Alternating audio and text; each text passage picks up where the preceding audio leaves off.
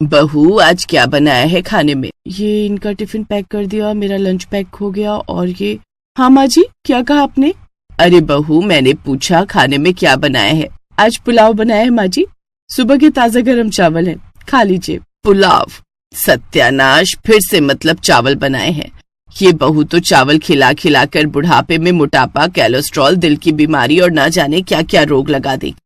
ये ऐसे नहीं मानेगी।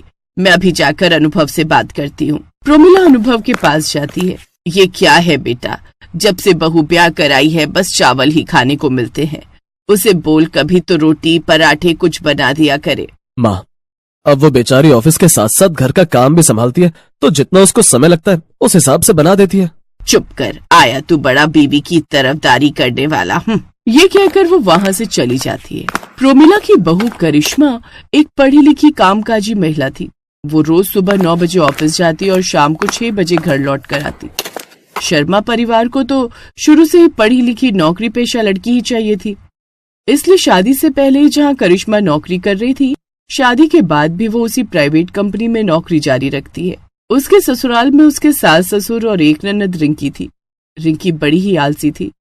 वो कभी भी किसी काम में अपनी भाभी की मदद नहीं करती थी, इसलिए रोज सुबह ऑफिस जाने से पहले करिश्मा सबके लिए खाने में गर्मा गर्म चावल का ही कोई आइटम बना देती, जैसे कभी पुलाव, कभी मीठे चावल, कभी चावल की खिचड़ी, कभी दाल चावल, जिसे खाकर अब उसकी सास पक चुकी थी। पता नहीं कैसी बहू आ गई है हमारे घर, 2 रोटी तक खाने को राजी नहीं है। जब देखो बस ये चावल उबाल कर रख देती है। बिल्कुल सही कहा माँ, जब से भाभी आई है बस चावल के आइटम बनाकर खिला रही है। आपको पता है मेरा वजन कितना बढ़ गया है। तभी उसकी ये बात करिश्मा सुन लेती है। अगर अपने बढ़े हुए वजन की इतनी चिंता है ननद जी, तो आप ही रोटी सब्जी बना दिया कीजिए, इसी बहाने मेरी हेल्प भी हो जाएगी। वैसे भी आपके कॉलेज की पढ़ाई तो खत्म हो गई है, अब आप सारा दिन बैठकर टीवी तो देखती हो। बहू, ये क्या तरीका है अपनी ननद से बात करने का? भले वो तुझसे उम्र में छोटी है, लेकिन है तो तेरी ननद ही ना, और इस घर की बेटी है। और हमारे यहाँ पर बेटियों से काम नहीं लिया जाता, समझी? अब आगे से मेरी बेटी को काम के लिए बोल भी मत देना। अपनी माँ से ये सब बातें सुनकर रिंकी खुश हो जाती है और बेचारी करिश्मा बैग उठाकर ऑफिस के लिए निकल जाती है। करिश्मा की ननद बड़ी ही कामचोर थी। वो तो सारा दिन बस या तो फोन चलाती रहती या टीवी देखती रहती। ना तो वो या ना ही उसकी माँ अपनी भाभी की कोई मदद नहीं करवाते। शाम को थकी हारी करिश्मा ऑफिस से घर आती है। आ गई बहू, एक काम कर, मेरे लिए कप चाय चढ़ा दे, और भाभी मेरे लिए कॉफी। करिश्मा अपना बैग एक तरफ रखकर सीधा रसोई में उनकी फरमाइश पूरी करने चली जाती है। चाय तो मैं अपने लिए भी बना लेती हूँ, वैसे भी सर में कितना दर्द हो रहा है। दोनों को चाय कॉफी देने के बाद वो खुद भी चाय पीती है, जिसके बाद वो कपड़े बदल कर फिर से रसोई में आकर खाने की तैयारी में लग जाती है।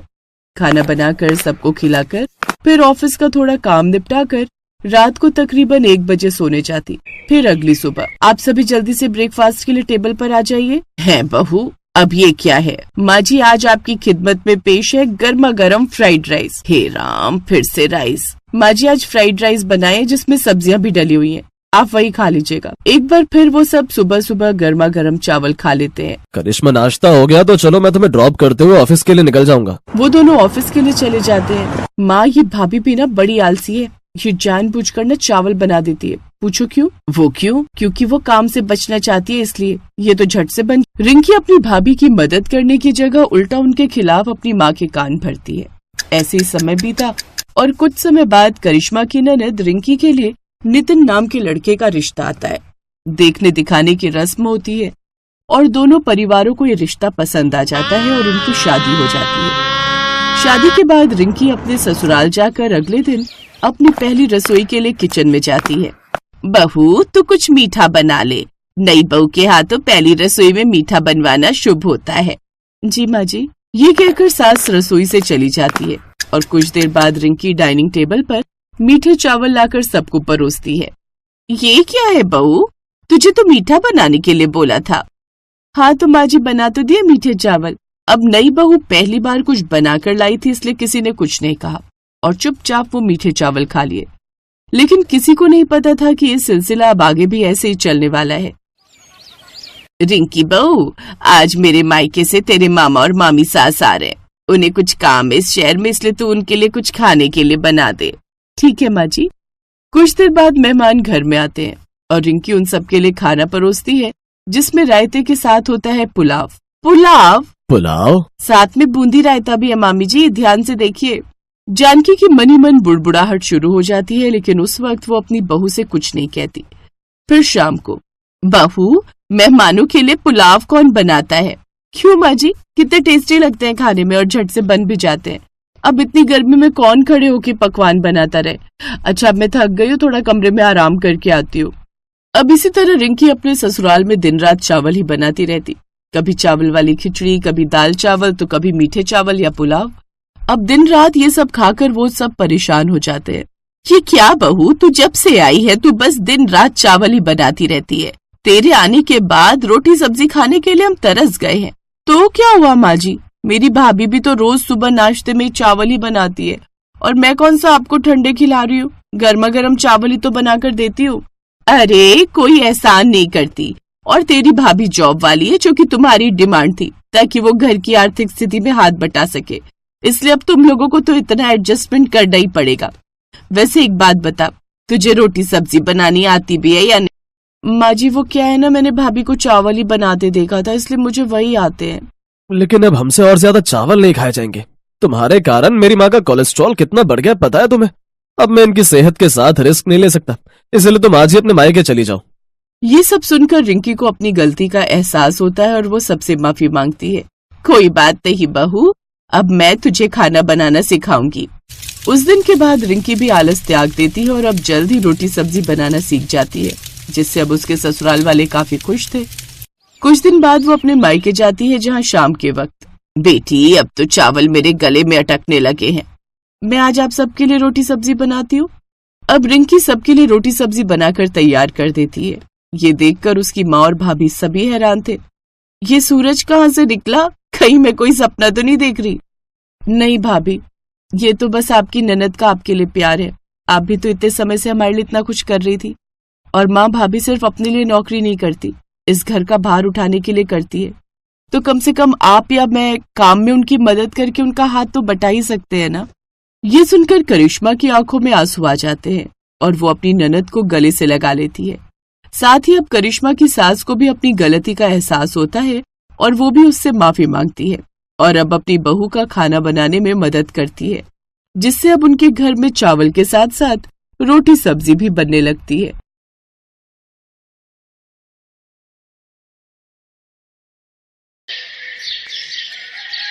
ले ये जरा सी रोटी खा ले। नहीं माँ, मैं नहीं खा सकती, लेट हो रहा है। अरे बस एक रोटी खा लेना। रहने दो ना माँ, आपकी रोटी के चक्कर में अगर मेरी बस छूट गई ना तो बॉस मुझे कच्चा चबा जाएंगे। अच्छा बाबा ठीक है, ये ले, ये रोल बना दिया है मैंने, इसे तो हाथ में पकड़ सकती है ना। हाँ जल्दी लाओ, मैं जा रही हूँ, बाय माँ। ये कहानी है रोमिता की, जो अपने माँ बाप की इकलौती संतान थी। उसकी माँ नम्रता और पिता नरेश ने उसकी पढ़ाई लिखाई में कोई कसर नहीं छोड़ी थी और रोमिता कॉलेज टॉप करने के बाद अब एक आईटी कंपनी में जॉब कर रही थी।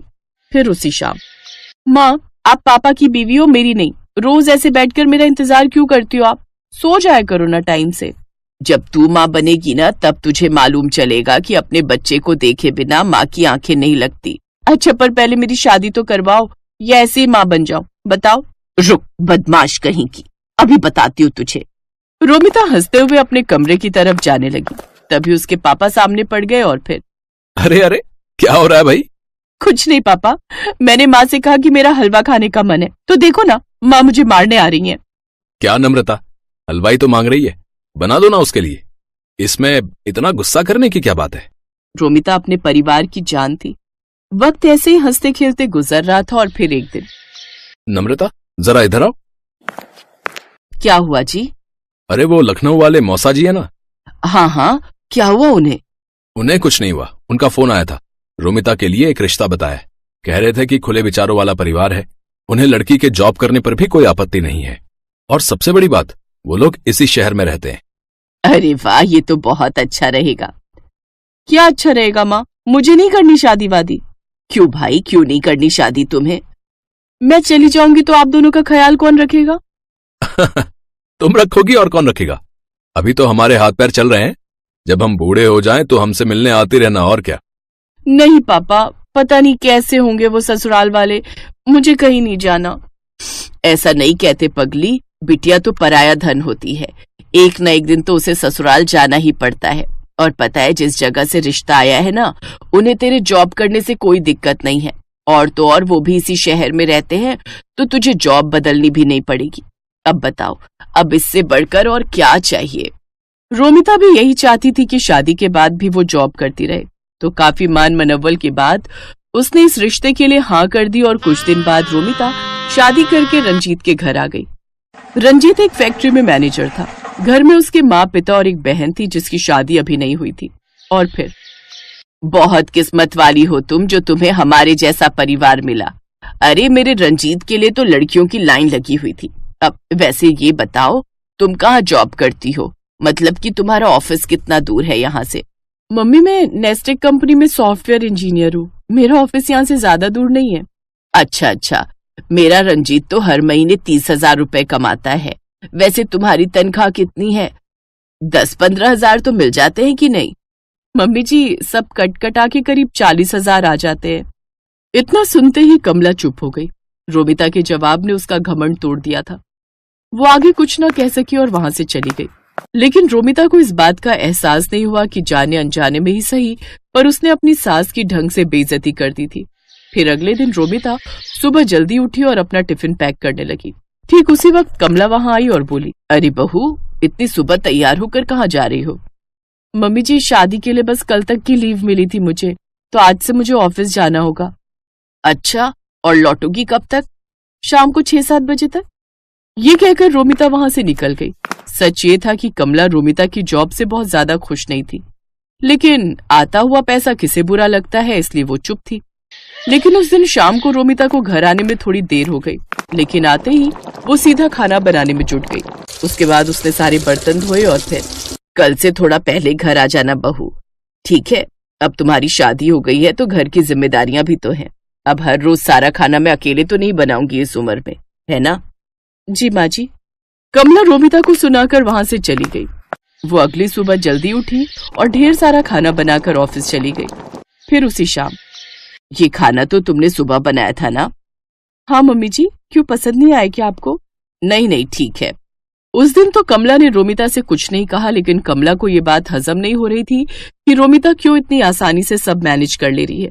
फिर एक दिन कमला ने कलेश फैलाने की ठान ही ली और उसी शाम, देखो बहू, मैंने और रंजीत के पापा ने बहुत कोशिश की, मगर हम इतना एडजस्ट नहीं कर पाएंगे।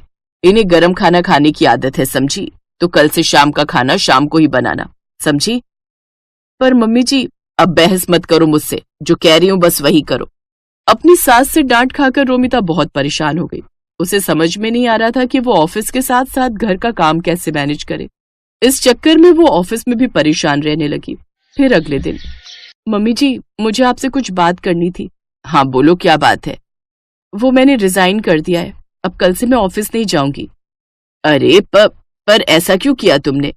क्योंकि ये सब एक साथ मुझसे हो नहीं पा रहा था मम्मी जी। ऑफिस के चक्कर में मैं आप लोगों का ख्याल नहीं रख पा रही थी।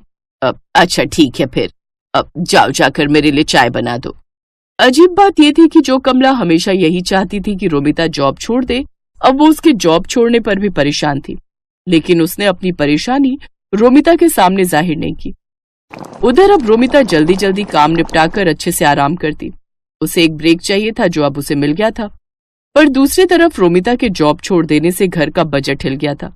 रंजीत ने रोमिता की सैलरी के दम पर 2-3 लोन भी ले रखे थे, जिनकी सारी किश्तें अब उसे ही चुकानी पड़ रही थी।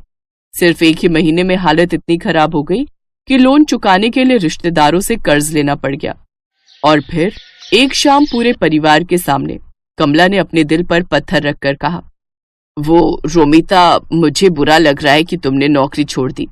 कोई बात नहीं मम्मी जी। नहीं, अब देखो ना, तुमने इतनी पढ़ाई की, इतने साल काम करके तजुर्बा कमाया, और अब तुम घर बैठी हो, और तुम्हें भी तो अपने ऑफिस की याद आती होगी ना। अब तुम एक काम करो, तुम फिर से नई नौकरी ढूंढो अपने लिए, या फिर अगर पुराने ऑफिस में ही बात बन जाए तो देख लो। ठीक है माँ जी, पर वो खाने का थोड़ा देखना पड़ेगा, मुझसे सारा काम तो नहीं हो पाएगा। अरे नहीं, मैंने सब सोच लिया है। तुम सुबह सब्जी बना जाना, बाकी मैं दोपहर और शाम को रोटियां बना दिया करूंगी, और जब तुम ऑफिस से लौटोगी तो चाय भी बना दूंगी। ठीक है? ठीक है माँ जी, जैसा आप कहें। अगले दिन सुबह सुबह रोमिता अपने मायके पहुंच गई और सीधा जाकर अपनी माँ के गले लग गई और फिर, क्यों? कहा था ना तेरी सास का घमंड एक दिन जरूर टूटेगा। अच्छा ये बता तेरी छुट्टियां कब खत्म हो रही हैं? आज ही तक थी माँ, कल से वापस ज्वाइन करना है। सही है, चाय पिएगी? नहीं, आज तो मेरी सास के हाथ की चाय पहले से फिक्स है। आप चलो मेरे साथ, आज हम पूरा दिन शॉपिंग करेंगे। रोमिता की बात सुनकर नम्रता मुस्कुरा दी और इस तरह रोमिता ने अपनी समझदारी से सब ठीक कर दिया। सुबह सुबह खाना बनाकर वो घर के प्रति अपनी जिम्मेदारी भी पूरी कर रही थी और पैसे कमाकर घर के बजट को भी संभाल रही थी।